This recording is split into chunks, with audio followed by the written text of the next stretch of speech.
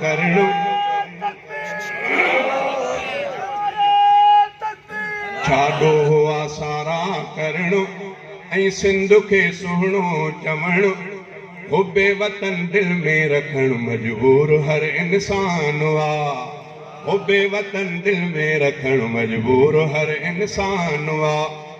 इस्लाम जो तूं बाबु आ सरसब्ज़ ऐं शादाब आ इस्लाम जो तूं बाबु आ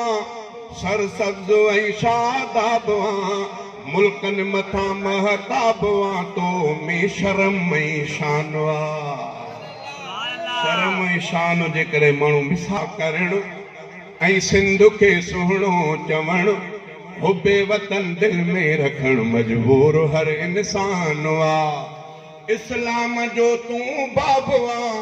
सरसब्ज़ ऐं शादाब आ इस्लाम जो तूं बाबु आ सरसब्ज़ ऐं शादाब आ मुल्कन मथा महताब आ तो में शर्म ऐं शान आ हुबे वतन दिल में रखण मजबूर हर इंसान आ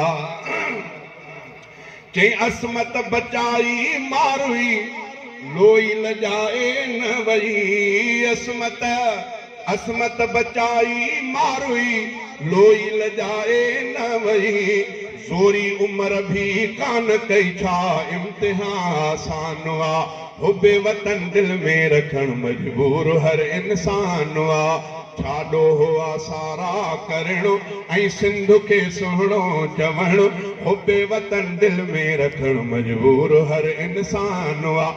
तो पालिया आशिक ज़रीफ शहबाज़ मंझि सेवण शरीफ तो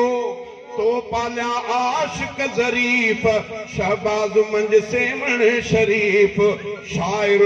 वली शाह लतीफ़ दफ़्तर संदस दीवान आ छाडो हुआ सारा करणु ऐं सिंध खे सुहिणो चवणु हुबे वतन दिल में रखण मजबूर हर इंसान आ हुबे वतन दिल में रखण मजबूर हर इंसान आ छाडो हुआ सारा करणु ऐं सिंध खे सुहिणो चवणु हुबे वतन दिल में रखण मजबूर हर इंसान आ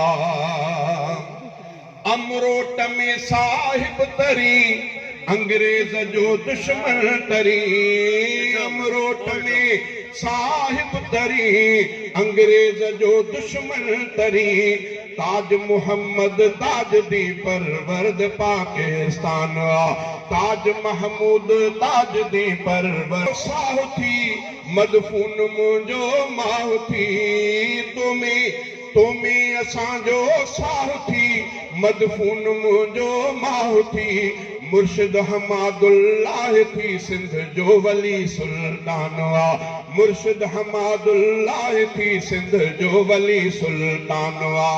छाडो हुआ सारा करणु ऐं सिंध खे सुहिणो चवणु हुबे वतन दिल में रखण मजबूर हर इंसान आ पाड़े सिर निसा जेके